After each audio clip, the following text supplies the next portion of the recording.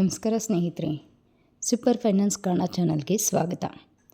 ಸ್ನೇಹಿತರೆ, ನೀವು ಯಾವಾಗಲಾದರೂ ಯೋಚಿಸಿದ್ದೀರಾ ನಾವು ಸಹ 5 ವರ್ಷದಲ್ಲಿ 1 ಕೋಟಿ ಮಾಡಬಹುದು ಅಂತ? ಹೆಚ್ಚಿನ ನಮ್ಮಂಥ ನಿಮ್ಮಂಥ ಮಿಡ್ಲ್ ಕ್ಲಾಸ್ ಜನ, ಸಾಮಾನ್ಯ ಜನ ಇದು ಇಂಪಾಸಿಬಲ್ ಅಂತಲೇ ತಿಳ್ಕೊಳ್ತೀವಿ.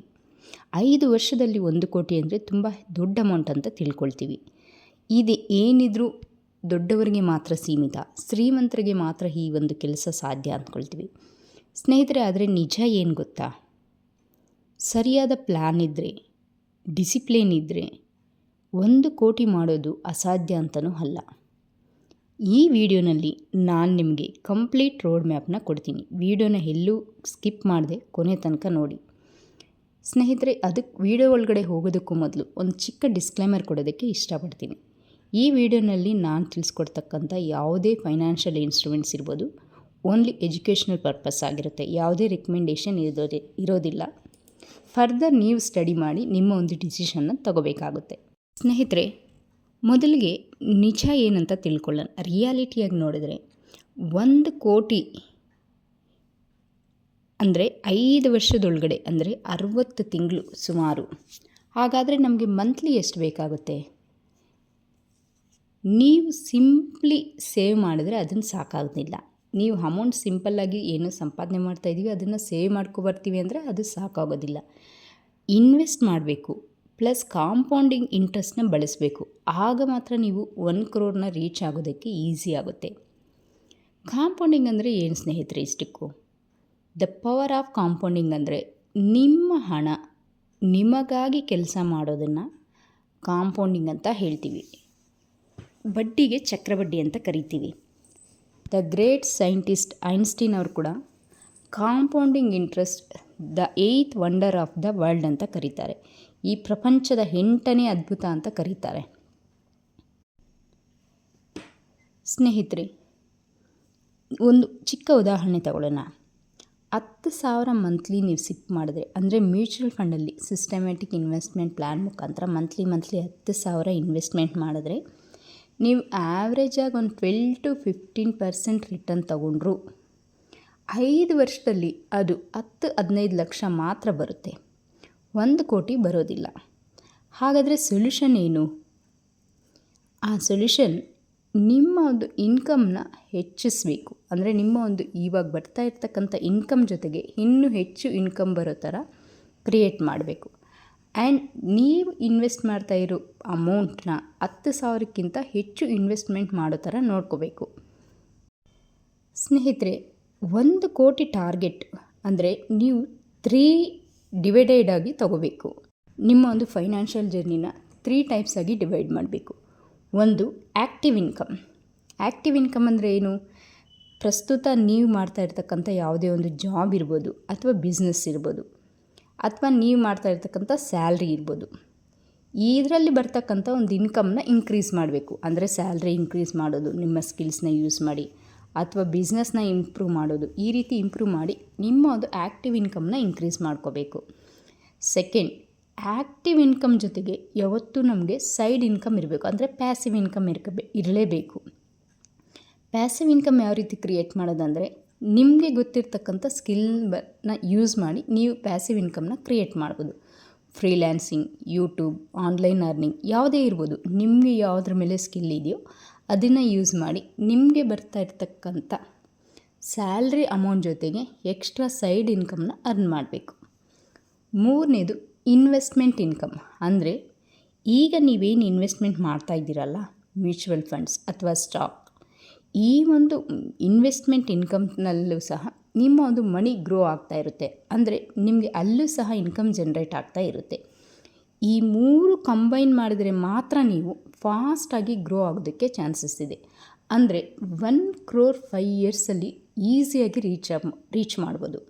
ಈ 3 ಸಹ ನೀವು ತಪ್ಪದೆ ಪಾಲಿಸಬೇಕಾಗುತ್ತೆ. ಫಸ್ಟಿಗೆ ಇನ್ವೆಸ್ಟ್ಮೆಂಟ್ ಪ್ಲ್ಯಾನ್ ತಗೊಳ್ಳೋಣ. ಇನ್ವೆಸ್ಟ್ಮೆಂಟ್ ಪ್ಲ್ಯಾನ್ ಅಂದರೆ ಏನು? ನಿಮ್ಮ ಒಂದು ಅಮೌಂಟ್ನ ನೀವು ಇನ್ವೆಸ್ಟ್ಮೆಂಟ್ ಮಾಡ್ತಾ ಇರೋದು. ಇದರಲ್ಲಿ ನಿಮಗೆ ಬೆಸ್ಟ್ ಸ್ಟ್ರಾಟಜಿ ಏನಪ್ಪ ಅಂದರೆ 50% ಸಿಪ್ ಮಾಡಿ. ಮ್ಯೂಚುವಲ್ ಫಂಡಲ್ಲಿ 50% ಸಿಪ್ ಮಾಡಿ. ಎಕ್ಸಾಂಪಲ್, ನಿಮ್ಮ ಹತ್ರ ಒಂದು 10,000 ಮಂತ್ಲಿ ಸಿಪ್ ಮಾಡ್ತಾ ಇದ್ದೀರಾ ಅಂದ್ಕೊಳ್ಳಿ. ಅದನ್ನು 5,000 ಮ್ಯೂಚುವಲ್ ಫಂಡಲ್ಲಿ ಸಿಪ್ ಮಾಡಿ. ಇನ್ನು ಒಂದು 3,000 ಡೈರೆಕ್ಟ್ ಸ್ಟಾಕ್ಸಲ್ಲಿ ಇನ್ವೆಸ್ಟ್ ಮಾಡಿ. ಅಂದರೆ ಡೈರೆಕ್ಟ್ ಸ್ಟಾಕ್ಸ್ ಅಂದರೆ ನಿಮಗೆ ಸ್ಟಾಕ್ ಮಾರ್ಕೆಟ್ ಬಗ್ಗೆ ನಾಲೆಜ್ ಇರಬೇಕು. ಯಾವುದೇ ರೀತಿ ಬ್ಲೈಂಡ್ಲಿ ಒಂದು ಫ್ರೆಂಡ್ ಸಜೆಷನ್ ತೊಗೊಂಡು ಅಥವಾ ಯಾವುದೋ ಒಂದು ಸೋಷಲ್ ಮೀಡಿಯಾ ನೋಡಿ, ಯಾವುದೋ ಒಂದು ಇನ್ಸ್ಟಾಗ್ರಾಮ್ ರೀಲ್ಸ್ ನೋಡಿ ಇನ್ವೆಸ್ಟ್ಮೆಂಟ್ ಮಾಡೋಕ್ಕೆ ಹೋಗಬೇಡಿ. ದಯವಿಟ್ಟು ಕಷ್ಟಪಟ್ಟಿರ್ತಕ್ಕಂಥ ಅಮೌಂಟ್ ನಾವು ಕಳ್ಕೊಳ್ಳೋದು ಬೇಡ. ಅದ್ರ ಕಡೆಯಿಂದ ನಾವು ಎಷ್ಟು ₹1 ಸಂಪಾದನೆ ಮಾಡೋಕ್ಕೆ ಯೋಚನೆ ಮಾಡ್ತೀವೋ ಅದೇ ರೀತಿ ಅದನ್ನು ಉಳಿಸ್ಕೊಳ್ಳೋದು ಸಹ ನಮ್ಗೆ ಗೊತ್ತಿರಬೇಕು. 30% ನಿಮಗೆ ಸ್ಟಾಕ್ ಮಾರ್ಕೆಟ್ ಬಗ್ಗೆ ನಾಲೆಜ್ ಇದ್ದರೆ ಡೈರೆಕ್ಟಾಗಿ ಸ್ಟಾಕ್ ಮಾರ್ಕೆಟಲ್ಲಿ ಇನ್ವೆಸ್ಟ್ಮೆಂಟ್ ಮಾಡಿ. ಇನ್ನು ಒಂದು 20% ಅಂದರೆ 2,000ನ ನಿಮ್ಮ ಒಂದು ಅಮೌಂಟ್ ಸೇಫ್ಟಿನೂ ಇರುತ್ತೆ. PPF ಅಂದರೆ ಪಬ್ಲಿಕ್ ಪ್ರಾವಿಡೆಂಟ್ ಫಂಡ್. ಇದು ಪೋಸ್ಟ್ ಆಫೀಸಲ್ಲಿ ಎಲ್ಲ ಬ್ಯಾಂಕಲ್ಲೂ ಸಿಗುತ್ತೆ, ಅಥವಾ FD ಫಿಕ್ಸ್ಡ್ ಡೆಪಾಸಿಟ್. ಈ ರೀತಿಯಲ್ಲಿ ನಿಮ್ಮ ಅಮೌಂಟ್ನ ಇನ್ವೆಸ್ಟ್ಮೆಂಟ್ ಮಾಡಿ. ಎಕ್ಸಾಂಪಲ್ಗೆ ಒಂದು 30,000 ನೀವು ಮಂತ್ಲಿ ಇನ್ವೆಸ್ಟ್ಮೆಂಟ್ ಮಾಡಿದ್ರೆ ಸ್ಟೆಪ್ ಬೈ ಸ್ಟೆಪ್ ಇನ್ಕ್ರೀಸ್ ಮಾಡಬೇಕು. ಇವಾಗ ನೀವು 30,000 ಪರ್ ಮಂತ್ ಇನ್ವೆಸ್ಟ್ಮೆಂಟ್ ಮಾಡ್ತಾಯಿದ್ದೀರ ಅಂದ್ಕೊಳ್ಳಿ. ಸ್ಟೆಪ್ ಬೈ ಸ್ಟೆಪ್ 1 ಇಯರ್ಗೆ ನಿಮ್ಮ ಒಂದು ಇನ್ವೆಸ್ಟ್ಮೆಂಟ್ ಅಮೌಂಟ್ನ ಇನ್ಕ್ರೀಸ್ ಮಾಡ್ಕೊಳ್ತಾ ಹೋಗಬೇಕು. ಇಯರ್ ಬೈ ಇಯರ್ ನೀವು ಇನ್ವೆಸ್ಟ್ಮೆಂಟ್ ಇನ್ಕ್ರೀಸ್ ಮಾಡಿದ್ರೆ 1 ಕೋಟಿ ರೀಚ್ ಆಗೋ ಚಾನ್ಸ್ ಬಹಳನೇ ಇದೆ. Step by step road map ಏನಂದರೆ 1 ಇಯರ್ಗೆ ತಗೊಳ್ಳೋಣ. ಇಯರ್ 1 ನಿಮ್ಮ ಒಂದು ಸ್ಕಿಲ್ ಇಂಪ್ರೂವ್ ಮಾಡಬೇಕು. 10,000ಇಂದ 20,000 ಇನ್ಕಮ್ ಇನ್ವೆಸ್ಟ್ಮೆಂಟ್ ಮಾಡಬೇಕು ಪರ್ ಮಂತ್. ಸೆಕೆಂಡ್ ಇಯರ್ 2 ತಗೊಂಡ್ರೆ ನಿಮ್ಮ ಒಂದು ಇನ್ಕಮ್ನ ಡಬಲ್ ಮಾಡೋದಕ್ಕೆ ಟ್ರೈ ಮಾಡಬೇಕು. ನಿಮ್ಗೆ ಇವಾಗ ಏನು ಇನ್ಕಮ್ ಬರ್ತಾ ಇದೆಯಲ್ವಾ ಅದನ್ನು ಡಬಲ್ ಸಂಪಾದನೆ ಮಾಡೋದಕ್ಕೆ ಟ್ರೈ ಮಾಡಬೇಕು. ಆ್ಯಂಡ್ ನಿಮ್ಮ ಒಂದು ಇನ್ವೆಸ್ಟ್ಮೆಂಟ್ ಅಮೌಂಟ್ 30,000 ಇನ್ಕ್ರೀಸ್ ಮಾಡಿರಬೇಕು. ಅಂದರೆ 30K ಇನ್ವೆಸ್ಟ್ಮೆಂಟ್ ಮಾಡಬೇಕು. ಇಯರ್ 3 ನಿಮ್ಮ ಒಂದು ಇನ್ಕಮ್ ಜೊತೆಗೆ ಆ್ಯಕ್ಟಿವ್ ಇನ್ಕಮ್ ಜೊತೆಗೆ ಸೈಡ್ ಇನ್ಕಮ್ ಅನ್ನೋದು ಸ್ಟ್ರಾಂಗ್ ಇರಬೇಕು. ಅಂದರೆ ಆ್ಯಕ್ಟಿವ್ ಇನ್ಕಮ್ಗಿಂತ ಸೈಡ್ ಇನ್ಕಮ್ ಜಾಸ್ತಿ ಇರಬೇಕು. ನಿಮ್ಮ ಒಂದು investment amount 50,000 per month investment ಮಾಡೋ ಕೆಪಾಸಿಟಿ ಇರಬೇಕು. ಅಂದರೆ 50,000 ಇನ್ವೆಸ್ಟ್ಮೆಂಟ್ ಮಾಡಲೇಬೇಕು. ಇಯರ್ 4 ಅಗ್ರೆಸಿವ್ ಇನ್ವೆಸ್ಟಿಂಗ್ ಅಂದರೆ ನೀವು ಅಮೌಂಟ್ನ ಹೆಚ್ಚಾಗಿ ಇನ್ವೆಸ್ಟ್ಮೆಂಟ್ ಮಾಡಬೇಕು. 70,000 ಪ್ಲಸ್ ಇನ್ವೆಸ್ಟ್ಮೆಂಟ್ ಮಾಡಬೇಕು ಪರ್ ಮಂತ್. ಆ್ಯಂಡ್ ಇಯರ್ 5 ನಿಮ್ಮ ಒಂದು ವೆಲ್ತ್ ಸೆಲೆಬ್ರೇಷನ್ ಅಕಾಬ್ಲರೇಷನ್ ಸ್ಟೇಜ್ ಅಂತಲೇ ಕರಿದ್ವಿ. ಇಲ್ಲಿ ನಿಮ್ಮ ಒಂದು ಅಮೌಂಟ್ ಬೇಗ ಗ್ರೋ ಆಗುತ್ತೆ. ಬಟ್ ಈ ಒಂದು ಜರ್ನಿನಲ್ಲಿ ಈ ಒಂದು 1 crore 5 yearsಲ್ಲಿ ರೀಚ್ ಆಗ್ತೀವಲ್ವ, ಈ ಒಂದು ಜರ್ನಿ ಏನಿದೆ, ಈ ಒಂದು ಜರ್ನಿನ ನಾವು ಈಸಿಯಾಗಿ ರೀಚ್ ಆಗಬೇಕಂದ್ರೆ ಕೆಲವೊಂದು ಮಿಸ್ಟೇಕ್ಸ್ನ ಸಹ ನೀವು ಅವಾಯ್ಡ್ ಮಾಡಬೇಕು. ಯಾವ ರೀತಿ ಮಿಸ್ಟೇಕ್ಸ್ ಅಂದರೆ, number 1 only saving, no investment. ಅಂದರೆ ನಾವು ಅಮೌಂಟ್ ರೀಚ್ ಆಗಬೇಕಂತನೋ ಆಸೆ ಇದೆ, ಬಟ್ ನಮ್ಮ ಅಮೌಂಟ್ ಎಲ್ಲೂ ನಾವು ಇನ್ವೆಸ್ಟ್ಮೆಂಟ್ ಮಾಡಲ್ಲ, ಬರೀ ಸೇವ್ ಮಾಡ್ತಾ ಹೋಗ್ತೀವಂದರೆ ನಿಮ್ಮ ಅಮೌಂಟ್ ಗ್ರೋ ಆಗೋದಿಲ್ಲ. Second 2 get rich quick schemes avoid ಮಾಡಿ. ಅಂದರೆ ಯಾವುದೇ ಆನ್ಲೈನ್ ಅರ್ನಿಂಗ್ ಆ್ಯಪ್ಸ್ ಇರ್ಬೋದು, ಅಥವಾ ಮನಿ ಗ್ಯಾಂಬ್ಲಿಂಗ್ ಇರ್ಬೋದು, ಈ ರೀತಿಯೆಲ್ಲ ಒಂದು ಬೇಗ ಆಗುವಂಥ ಅಥವಾ ಡಬಲ್ ಇಂಟ್ರೆಸ್ಟ್ ಬರ್ತಕ್ಕಂಥ ಆಮಿಷ ಒಡ್ಡಿ ಯಾರಾದರೂ ನಿಮ್ಮ ಒಂದು ಅಮೌಂಟ್ನ ಇನ್ವೆಸ್ಟ್ಮೆಂಟ್ ಮಾಡಿ ಅಂದರೆ ದಯವಿಟ್ಟು ಆ ರೀತಿ ಒಂದು ಸ್ಕೀಮ್ಗಳಿಗೆ ತುಂಬಾ ದೂರ ಇರಿ. ಅದೆಲ್ಲ ಸಹ ಸುಳ್ಳಾಗಿರುತ್ತೆ. ಆಲ್ಮೋಸ್ಟ್ ನಿಮ್ಮ ಒಂದು ಅಮೌಂಟ್ನ ಕಳ್ಕೊಳ್ಳೋ ಚಾನ್ಸಸ್ ಇರುತ್ತೆ.